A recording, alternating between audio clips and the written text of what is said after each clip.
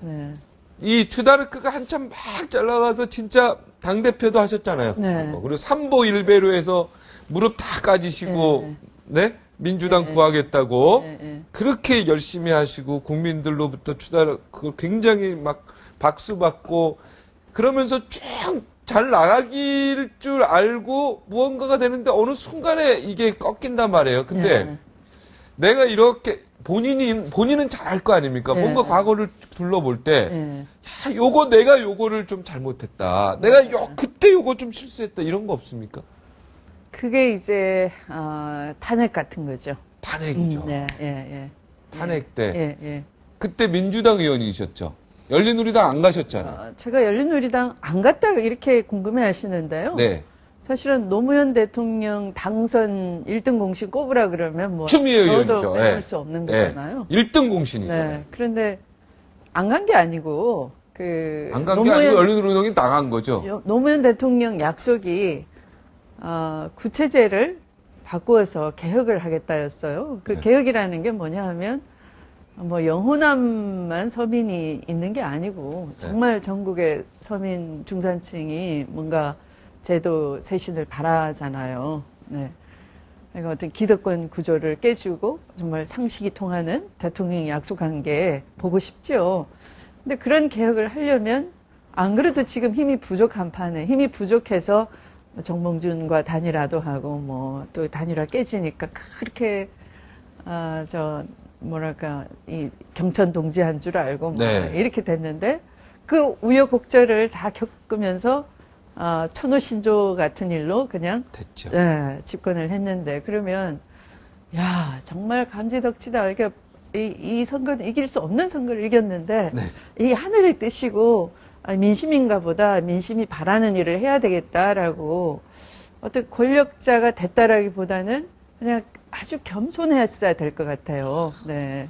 그땐 정말 제가 밖에 나가면 저보고 전화비를 달래요. 네. 왜냐하면 정몽준 후보가 그 단일화를 철회하고 난 뒤에 지는 줄 알고 뭐 자식 또 일가 친척 다 전화해서 빨리 투표장 가라고 지지자들이 아우성을 쳤다는 거예요. 하룻밤 사이에. 그러니까 그 전화비 요즘처럼 뭐 이런 그 스마트폰이 없는 시대니까 집 전화기를 다 돌렸으니까 그때 시외 전화가 아주 비쌌거든요. 기자들도 다 그랬어요. 네. 그 전화비를 저보고 내달래요. 네. 그런 정도로 그러니까 일반 국민이 정치에 대한 그 약속과 기대에 열광하면서 정말 됐던 대통령인 만큼 정말 국민이 대통령 시켜준 거 맞아요. 그 당시. 그러면 그 권력은 굉장히 겸손했어야 되는데 너무 정치에 빠져 있었던 거예요. 그러니까 빨리 내 세력을 구축해야 되고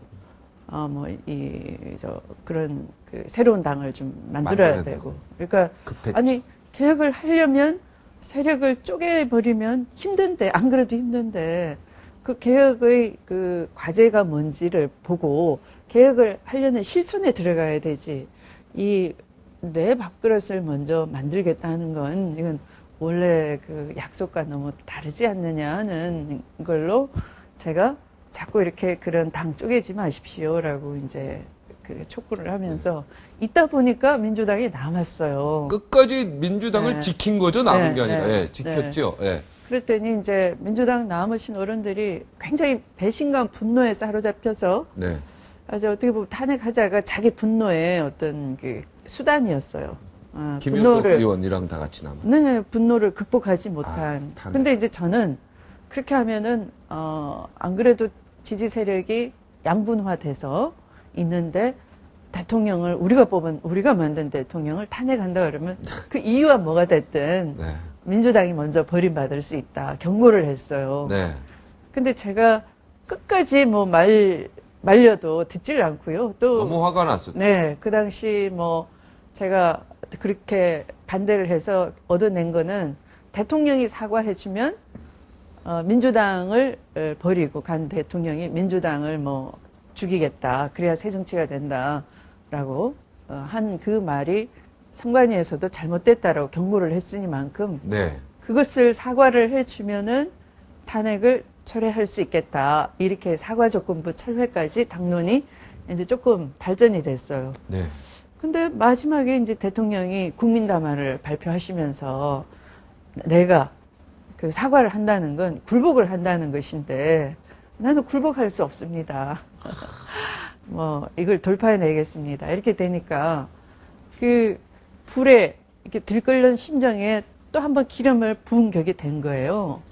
네, 그래서 이제 그 안 되겠다, 정말 탄핵해야 된다 이렇게 막 그 불이 막 붙어버리고 저는 그 속에서 이제 마지막 말릴 수가 없어서 저도 뭐 그 당시 지도부니까 최고위원이었으니까 지금 뭐 평의원인 것이면은 제가 자유투표를 하겠는데 그게 이제 당론으로 발의되는 상황에서 당에 대한 책임감 때문에 이제 탄핵을 하게 됐어요. 하고 네. 보니 정말 그게 헌정 질서를 중단시키는 그런 일이 돼서 이제 그것에 대한 사실은 정치적인 사과가 삼보일배였는데요. 네. 그 앞에 이제 대표가 저한테 선거를 이제 당신이 못하겠으니 제가 저한테 맡긴다 했는데 제가 맡는다고 해서 잘 될 수는 없잖아. 이미 망가뜨려져서. 네.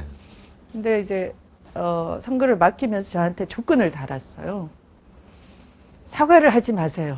네. 사과를 하지 마세요. 그걸 3번 강조하는 겁니다. 네. 네. 그리고 화가 나 있다라는 표현인 거죠. 네. 그래서 뭐 말로 사과하지 않으면 되는 것이죠. 제가 이랬어요. 노무현 대통령에게. 아니. 그 조순영 대표에게. 조순영 대표. 네. 말로 사과하지 않으면 되는 네, 거죠. 네. 탄핵에 대해서. 탄핵에 네. 대해서 말로 사과를 하지 않으면 되는 거죠. 그러니까 어쨌든 사과하지 마세요. 네. 이랬어요. 그래서 말로서 사과를 하지 않고 사과를 표현할 수 있는 방법이 삼보일배겠다. 이래서 이제 삼보일배를 하게 된 그때 거죠. 몇 킬로나 그랬습니까? 3배 1배를. 3보 15kg. 엄청난. 네. 그때 막 다 다치시고 막. 좀. 네. 지금 안철수 신당이 어떻게 보면요. 네. 어쩌면 아까 말한 대로 재고 정리라는 그런 측면에서도 네. 국민이 네. 뭔가 새롭고 뭔가 참신하고 개혁이고 뭐 이런 걸 좀 바라는 네. 어떤 그런 모습으로 나타나는 거 아닌가 생각됩니다. 저는 꼭 안철수라는 사람이 아니고 예, 어떤 그 새로운 제3의 신당에 바라는 것들이 있다고 보는데 이 안철수 신당의 이런 어떤 그 움직임 분위기 예, 여기에 대해서 어떻게 생각하세요? 저도 사실은 이 어떤 그 풍선을 터뜨릴 때 뭐 작은 바늘 구멍만 내도 터지는 거고 또 이게 큰 강물도 뭐 이 주먹만한 이 2개 구멍이 생긴다면은 어느 순간에 터져버리잖아요. 그것처럼 이 어떤 기득권에 집착하는 정치권에 스스로의 변화를 찾지 못한다면 이 구멍을 내서라도 그게 바늘구멍을 내서라도 그 구멍이 좀 더 커지고 그래서 어느 순간에 급격하게 변화하는 이 때가 오기를 저도 좀 필요하다. 사실은 안철수 의원이 잘 해주면 우리 정치에 굉장히 어떤 자극을 줄 수 있겠다라는 기대를 갖고 있었어요. 네. 그런데 이제 보면 결국은 안철수 의원께서 지금까지 한 일이 양파를 깐 일밖에 없지 않냐 싶어요. 계속 까도 이게 잘 안 나와요. 답답한 부분이 있어요. 그러니까 이분이 제가 이제 이런 말씀을 드렸어요.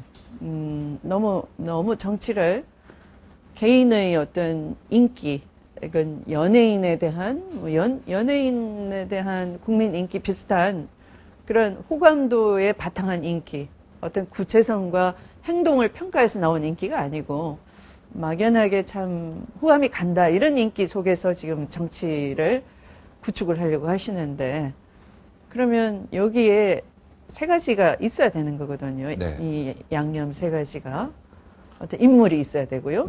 그걸 실천할 수 있는 인물. 근데 또 이 감동도 있어야 되는 거예요. 그럼.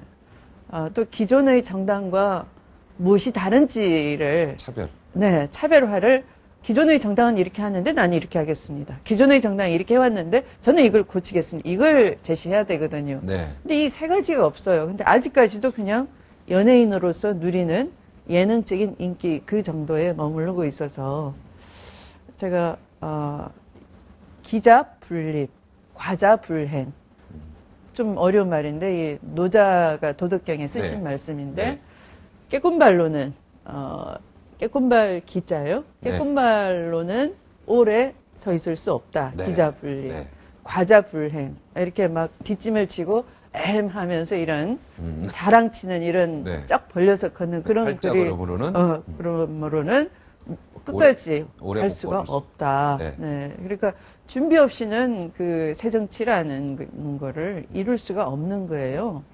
그래서 그렇게 말씀드렸는데 아직도 이제 그 단계인데 모르겠습니다. 네. 우리 추다르크님하고 같이 이 대화를 하니까 네. 굉장히 재밌어요. 네, 그런가요? 왜냐하면은 네. 이 정치 철학을 하나씩 듣는 것 같은 느낌이 드는데 네. 우리 추다르크의 정치 철학 네. 나는 내가 대통령이 되면 내가 이 나라의 지도자가 되면 이 나라를 이렇게 좀 만들고 싶다. 꼭 이런 게 하나 있었습니까? 있죠? 네. 네, 이 자리에서 좀 사실은 기존의 것을 확 바꾼다 하는 건 다 거짓말이에요. 네. 그러면 그게 뭐 공산주의 방식으로 하면 인간적인 숙청일 수도 있고요. 쿠데타도 있을 수 있고. 그러니까 이 민주주의 사회에서의 확 바꾸겠다 이런 말은 정치 구호로는 있을 수 있지만 또 그걸 또 믿고 따라가서도 안 되는 거죠. 그러니까 저는 정치를 하면서 정치인의 자세가 파도와 바위와 같아야 된다라고 생각해요. 파도와 바위. 예. 예. 파도와 바위는 바닷가에 가보시면 파도는 끊임없이 어느 한순간도 쉬지 않고 이게 바위에 와서 부딪히는 거예요. 그러니까 기존의 질서를 부딪히고 깨려고 하고 끊임없이 파동을 가지고 네. 한 번은 세게 때리고 한 번은 약하게 때려보고 끊임없이 그래요. 근데 이 바위는 또 자기를 지키려고 깎이고 자기 몸을 깎여 나가면서 이 육지를 지켜주는 거예요. 네. 그러니까 어떤 가치를 사수하려고 할 때 정말 정치라는 건 국민을 위한 건데요. 네. 단순히 국민을 위합니다 말로가 아니고 그 단단한 바위가 자기 몸이 이렇게 깎여 나가는 줄 알면서 국민을 지키고 또 어떤 제도를 고치려고 할 때는 이 파도처럼 때로는 강하게도 때로는 약하게도 쉬지 않고 부딪히면서 깨나가고 하는 그 속에서 이제 하나씩 그 좋아지는 그런 점진적인 변화 이것이 이제 제가 추구해왔던 정치이고 또 그렇게 해왔어요. 네. 저는 막 이렇게 확 바꾼다고는 하질 않고요. 또 제가 하는 속내는 다 관찰이 됩니다. 캐도남마에서 오늘 잘 나오셨네. 왜냐하면은 모든 오해가 오늘 이 대담을 통해서 많이 다 해소되는 것 같아요. 아, 그런가요? 네. 뭔가 확 바뀌고 이런 거를 좋아하실 줄 알았는데 바위와 파도 얘기를 들어보니까 마음에 확 오고 이렇게 비유법을 쓰시고 예시법을 쓰니까 이해력도 쉽고 굉장히 지금 좋습니다.